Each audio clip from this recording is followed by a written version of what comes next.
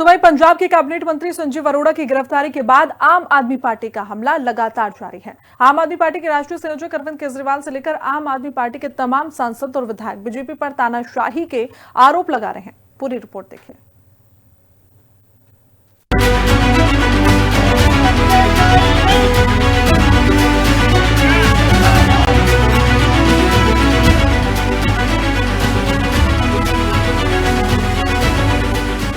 पंजाब के मुख्यमंत्री भगवंत सिंह मान की अगुवाई वाली आम आदमी पार्टी के उद्योग मंत्री संजीव अरोड़ा को प्रवर्तन निदेशालय यानी कि ईडी ने मनी लॉन्ड्रिंग के मामले में गिरफ्तार किया है। संजीव अरोड़ा पर मनी लॉन्ड्रिंग के साथ ही जीएसटी के दस्तावेजों में हेरफेर का भी आरोप है। ईडी ने 10 दिन की अरेस्ट करने के बाद 10 दिन की रिमांड के लिए एप्लीकेशन लगाई थी। कोर्ट में उस पर बहस हुई थी और इवेंचुअली 7 दिन का रिमांड दिया है। हमने अपना इशू रेज किया है। ईडी ने एक्चुअली कोई इन्वेस्टिगेशन करी नहीं है। 5 मई को केस रजिस्टर किया और 9 मई को सुबह उन्होंने अरेस्ट कर लिया। जो पूरा केस है according to us is politically motivated, orchestrated है। कोई इन्वेस्टिगेशन नहीं किया है, आपने जाके पॉलिटिकल पर्सनालिटी को अरेस्ट किया। That is essentially what is happened. कितने घंटे सुनवाई चली आज कोर्ट में? लगभग अराउंड 1.5 घंटा से 2 घंटे के आसपास सुनवाई चली है। उसके बाद 2 घंटे जज साहब ने ऑर्डर लिखने के 1.5-2 घंटे मेहनत करके ऑर्डर लिखने का पास किया। ईडी के इस सेक्शन के बाद आम आदमी पार्टी ने केंद्रीय एजेंसी, केंद्र सरकार और बीजेपी के खिलाफ मोर्चा खोल दिया।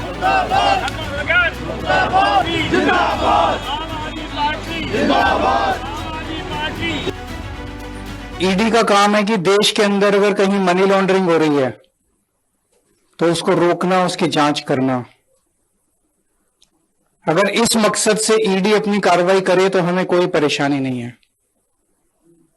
लेकिन जो हमने देखा कि जब से मोदी राज आया है इस देश के अंदर, सीबीआई भ्रष्टाचार के रोकने के लिए काम नहीं करती और ईडी मनी लॉन्ड्रिंग रोकने के लिए काम नहीं करती।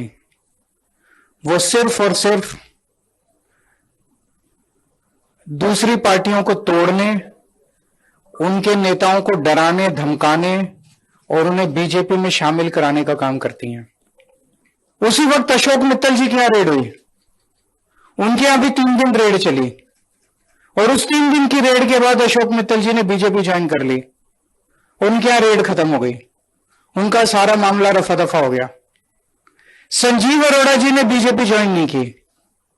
उस दिन उन पर काफी दबाव डाला गया, बीजेपी ज्वाइन कर लो, बीजेपी ज्वाइन कर लो। अगर वो उस दिन बीजेपी ज्वाइन कर देते तो शायद आज ईडी की रेड नहीं होती। तो आज ईडी की रेड हुई है उनको सबक सिखाने के लिए कि तुमने बीजेपी ज्वाइन क्यों नहीं की। या तो बीजेपी ज्वाइन कर लो और नहीं तो गिरफ्तार कर लिए जाओगे। इसलिए आज ईडी की रेड हुई है। यह बहुत ही दुख की बात है जिस तरह से एजेंसीज को दुरुपयोग किया जा रहा है मोदी राज के अंदर। उधर कैबिनेट मंत्री हरपाल सिंह चीमा ने संजीव अरोड़ा की गिरफ्तारी के खिलाफ पूरे पंजाब में बीजेपी दफ्तरों के घेराव का ऐलान किया। कैबिनेट मंत्री ने बीजेपी पर तानाशाही का आरोप लगाया और भारतीय लोकतंत्र के लिए खतरा बताया। उन्होंने साफ शब्दों में कहा कि जहां भी चुनाव होते हैं बीजेपी अपनी एजेंसियों को पहले ही भेज देती है। इनमें सबसे पहली एजेंसी ईडी ही होती है। आज उस आजाद देश की डेमोक्रेसी के लिए भारतीय जनता पार्टी खतरा बनी हुई है।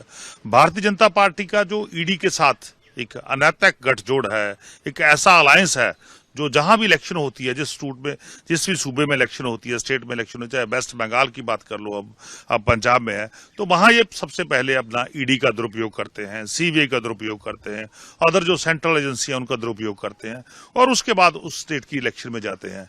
पंजाब में कभी नफरत के बीज पैदा करने वाला व्यक्ति नहीं यहां रह सकता। पंजाब का जो भाईचारा है वो एकजुट है, एक मुठ है। पंजाब के लोग कभी नफरत फैलाने वाले व्यक्ति को पसंद नहीं करते और भारतीय जनता पार्टी का डिजाइन ही ये है कि वो नफरत फैला के राजनीति करती है। तो मैं समझता हूं जितना मर्जी ईडी की रेड करवा ले, सीबीआई भेज दे, जो कुछ मर्जी करा ले, पंजाब के 3 करोड़ पंजाबी जो डरने वाले नहीं है। देश का संविधान जो बना था, बाबा साहब भीमराव अम्बेडकर ने संविधान बनाया था, उस संविधान की राखी करने के लिए जाने वाले पंजाबी लोग हैं। तो मैं समझता हूं ये ईडी का दुरुपयोग है और सीबीआई का दुरुपयोग है। भारतीय जनता पार्टी एक अनडेमोक्रेटिक जो प्रोसेस है उसको अडॉप्ट कर रही है। ये देश को कभी भी बर्दाश्त नहीं होगा और पंजाब के 3 करोड़ पंजाबी जो हैं भारतीय जनता पार्टी को करारा जवाब देंगे। आपको बता दें कि करीब 20 दिन पहले भी मंत्री संजीव अरोड़ा और उनके 2 पार्टनर के लुधियाना और जालंधर के ठिकानों पर ईडी ने रेड की।